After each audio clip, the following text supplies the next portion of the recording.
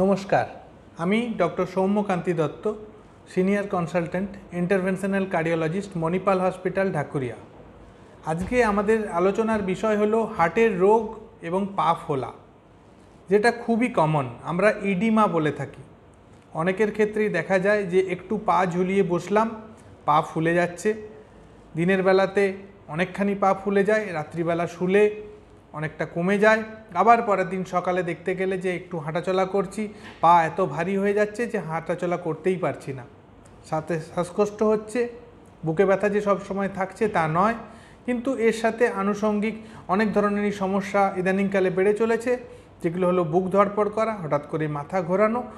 সবচেয়ে ইম্পর্ট্যান্ট যেটা বিষয় হলো মেয়েদের ক্ষেত্রে বা অনেকের ক্ষেত্রেই দেখা যায় ডায়াবেটিস রয়েছে, যেটা হঠাৎ করে আনকন্ট্রোলড হয়ে যাচ্ছে, প্রেশার, সুগার অনেকটাই বেড়ে যাচ্ছে, তার সাথে পা ফোলা একদমই খুব অস্বাভাবিক মাত্রায় বেড়ে চলেছে।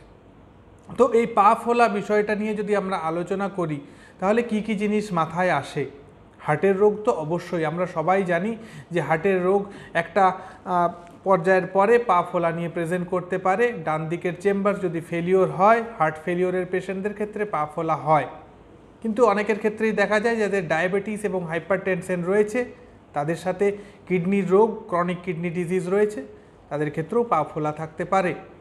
কিন্তু কিছু ক্ষেত্রে দেখা যাচ্ছে যে হঠাৎ করে আপনারা ভালো ছিলেন, সামান্য 1-2 দিনের জ্বর হলো, পা ফোলা এতটাই ফুলে গেল যে লাল টকটকে হয়ে পা ফুললো, একটা দিকের পা, আপনি একেবারেই হাঁটাচলা করতে পারছেন না, অসম্ভব যন্ত্রণা, তার সাথে একদম কোনোভাবেই আপনি উঠে দাঁড়াতে পারছেন না। তো এইগুলো হলো ডিপ ভেন থ্রম্বোসিসের লক্ষণ।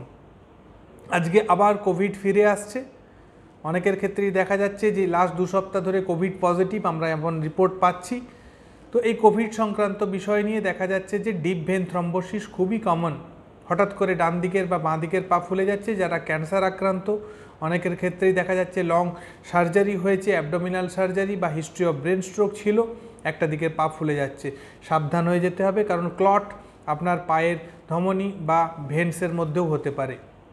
এছাড়া ফিমেলদের ক্ষেত্রে একটা মেনোপজের পর দেখা যাচ্ছে অল্পতেই হাঁপিয়ে যাচ্ছেন, যারা থাইরয়েডের ওষুধ খান তাদের পেটের সমস্যা শুরু হচ্ছে, সাথে সাথে কোনো একটা টিউমার হয়তো গ্রোথ হয়ে গেল, সাথে পা ফোলা শুরু হয়ে গেল, যেটা কোনোভাবেই কমছে না। হার্টের রোগ যে সবসময় পা ফোলার ইন্ডিকেটর তা নয়, কিন্তু যদি আপনার পা ফুলছে তাহলে অতি অবশ্যই আপনার একজন কার্ডিওলজিস্টের সম্মুখীন হয়ে ইসিজি এবং ইকোকার্ডিওগ্রাফি করে নেওয়াটা বাধ্যতামূলক। তাহলে এই পা ফোলা হার্ট, লাংস, পেটের কোনো সমস্যা, আপনার ভেন্সের সমস্যা এবং অনেক কারণেই হতে পারে, কিন্তু এটাকে কোনোভাবেই নেগলেক্ট করা যাবে না।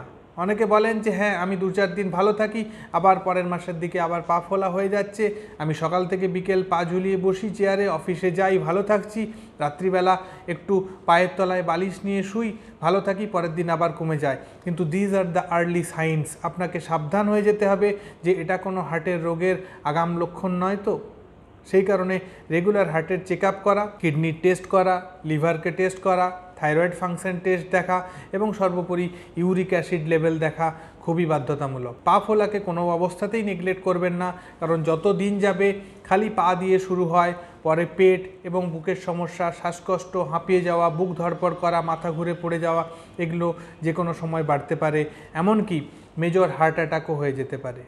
সেই কারণে আপনাদের সবাইকে অনুরোধ যে নিজের মতো করে চিকিৎসা করবেন না। হোমিওপ্যাথি বা অন্য কোনো ট্রিটমেন্টে ভালো আছেন, পা ফোলা কমে যাচ্ছে কিন্তু মাঝে মাঝেই আবার ফুলছে, এগুলোকে কোনো অবস্থাতেই নেগলেক্ট করবেন না। অনেকের ক্ষেত্রে আমরা বলে থাকি যে জলের রেস্ট্রিকশন, পা ফোলা হলে কতখানি জল খাবেন সেটা খুবই বাধ্যতামূলক। তো সেই সবই ডিটেক্ট করা হয় এবং ডিটারমাইন করা হয় আপনার ইকোকার্ডিওগ্রাফি এবং আলট্রাসাউন্ড দেখে, আপনার আইভিসি বা অন্যান্য প্যারামিটার্স দেখে। সেই কারণে নিজের থেকে জাজমেন্ট করে কোনো অবস্থাতেই আপনি কোনো জল খাওয়া বা কোনো একটা ট্রিটমেন্ট নেওয়া বা ডায়ুরেটিক নেওয়া কোনো অবস্থাতেই করতে পারবেন না, কারণ সেটা সাইড এফেক্ট অনেক বেশি হবে। আমরা কার্ডিওলজিস্টরা আপনাদের জলের মাত্রা হার্ট ফেলিওর পেশেন্টদের বেঁধে দিই, কারণ আজকালকার দিনে যত খারাপ হার্ট ফেলিওরই হোক না কেন, যদি হার্টের পাম্প কমেও গিয়ে থাকে, নিত্যনৈমিত্তিক নতুন ওষুধ আসছে, তার সাথে থেরাপি আসছে, সেগুলো নিয়ে heart failure patient, diabetic patient, kidney ডিজিজের পেশেন্ট, এমনকি লিভার ফেলিওর পেশেন্টরাও যথাযথভাবে ভালো থাকতে পারবেন। আপনাদের এই ধরনের সমস্যার থেকে আমরা নিরাময় করতে পারবো। যথাযথ ওষুধ আমাদের হাতে রয়েছে, ইন্টারভেনশনাল থেরাপিস রয়েছে, এমনকি থ্রম্বোসিস হলে তার চিকিৎসাও রয়েছে, অন্যান্য অ্যান্টিকোয়াগুল্যান্ট রিসেন্ট অ্যাডভান্সেস রয়েছে। আপনারা সব কিছুর থেকেই ট্রিটমেন্ট করাতে পারবেন। তাই আপনাদের কাছে অনুরোধ, আপনারা যে কোনো ধরনের সমস্যায় আমাদের সাথে যোগাযোগ করুন। অ্যাসক্লেপিয়া হেলথ এবং মণিপাল হসপিটাল পক্ষ থেকে আপনাদের সবাইকে এই উপদেশ দিয়ে আজকের বক্তব্য শেষ করব। ধন্যবাদ। অস্ক্লেপিয়া হেলথে রয়েছেন নানা ক্ষেত্রের বিশেষজ্ঞ ডাক্তার, যারা আপনার সমস্ত চিকিৎসা ঘটিত সমস্যার সমাধান করে দেবেন অনলাইন। মাত্র কয়েকটি ক্লিকে বুক করে ফেলুন ডাক্তারের অ্যাপয়েন্টমেন্ট। ডাউনলোড করুন অস্ক্লেপিয়া হেলথ। ভালো থেকো।